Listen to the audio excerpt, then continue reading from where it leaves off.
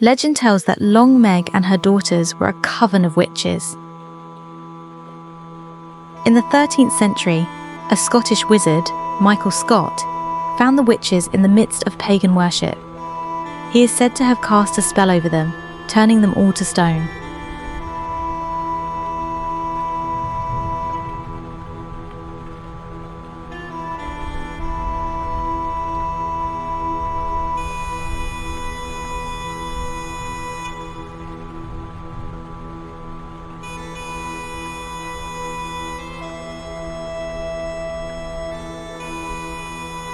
Despite their pervasiveness throughout the world, with thousands scattered across Britain and Europe alone, stone circles never cease to arouse awe and intrigue in those who gaze upon them. Perhaps it is the realization of the sheer effort that would have gone into their assembly, or the fact that, despite centuries of research, we are really no closer to unraveling their mysteries.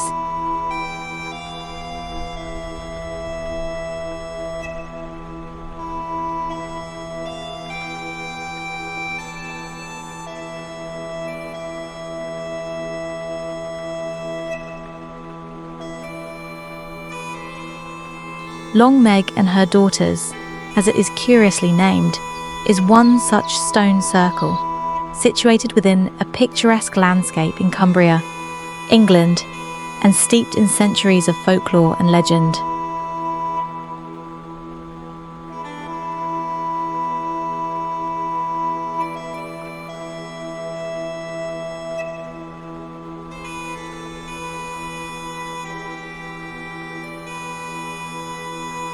While there are more than 1,300 stone circles in the British Isles, 18th century Cumbrian poet William Wordsworth wrote that after Stonehenge, Long Meg and Her Daughters is beyond dispute the most notable relic that this or probably any other country contains. His admiration for the stone circle is clearly expressed in his poem, the monument commonly called Long Meg and Her Daughters, 1833.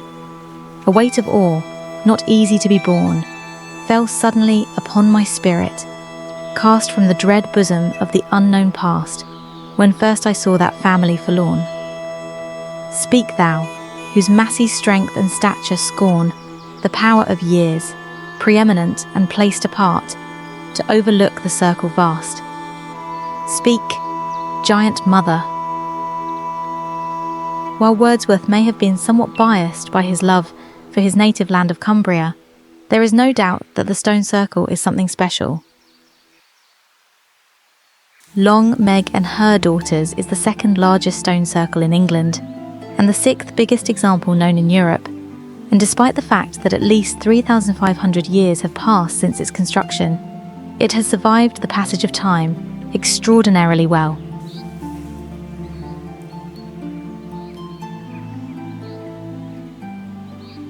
In an interesting twist, tradition holds that if anyone's able to count the stones twice in a row, then the spell will be broken and the witch is released. If this is achieved, legend says that the wizard's spell will finally be broken. Other myths include the belief that Long Meg will bleed if damaged, that you can hear her whisper if you place your ear to her, and that terrible misfortune and dire weather will follow any attempt to move or damage the stones. Indeed, this latter myth was allegedly put to the test when a farmer attempted to destroy the stones in the 18th century. The attempt was abandoned when after a storm arose, with local superstition preventing cooperation with any further attempts. It's unclear where the name Long Meg originated, but it may relate to a notorious local character from the 17th century, alleged miser and witch, Meg of Meldon. The other possibility is that the stone was named after Long Meg of Westminster, a giantess buried at the abbey during the reign of Henry VIII.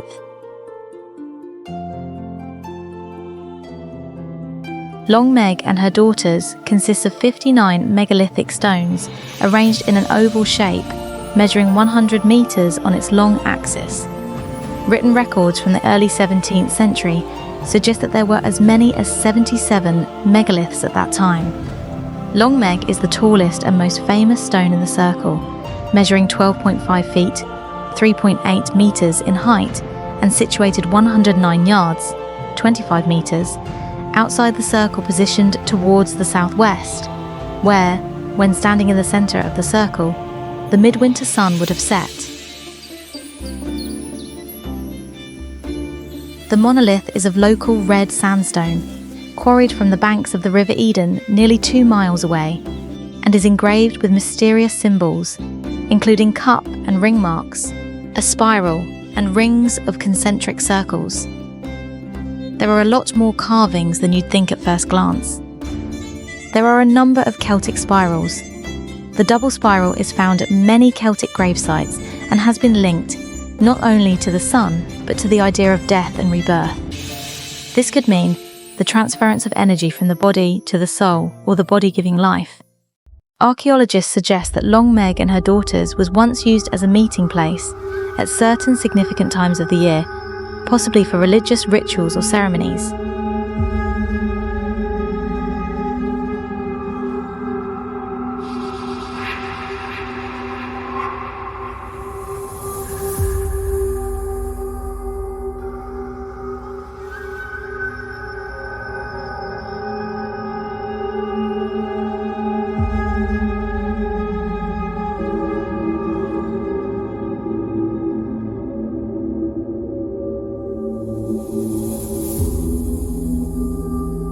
It is known from the alignments that the Long Meg stones were involved in both solar and lunar predictions.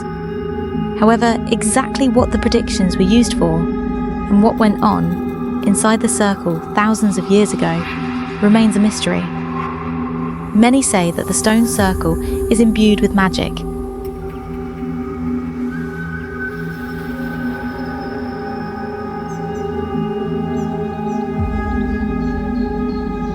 Even today, the stones have the power to attract worship. Many of the trees surrounding the site have been used as the depositories of offerings.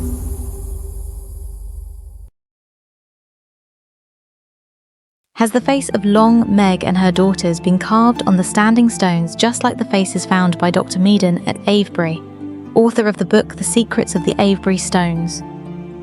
If you happen to be there at the right time of day, because only when the light is right can you see the faces properly.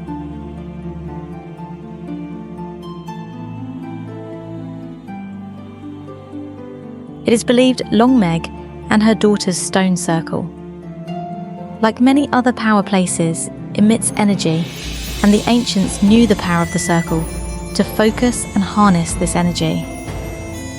Many believe that areas of a special and arcane significance, namely standing stones, stone circles, barrows and mounds, hill forts and earthworks, pre-Reformation churches,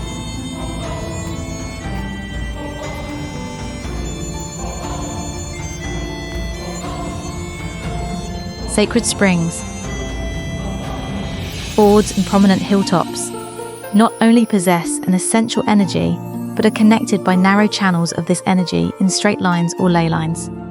Ley lines have a spiritual element and are much more than merely ancient paths. Spiritual ley lines are deemed to have magnetic or magical powers. They are revered as sacred in many places.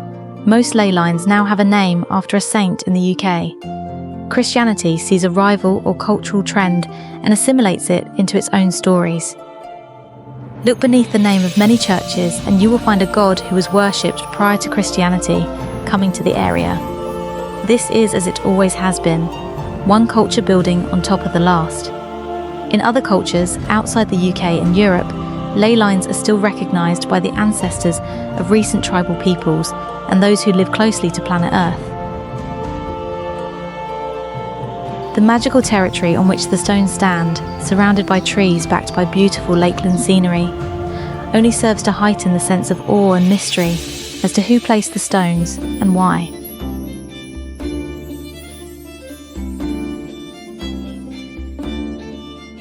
Long Meg and Her Daughters' stone circle remains one of the finest in the north of England.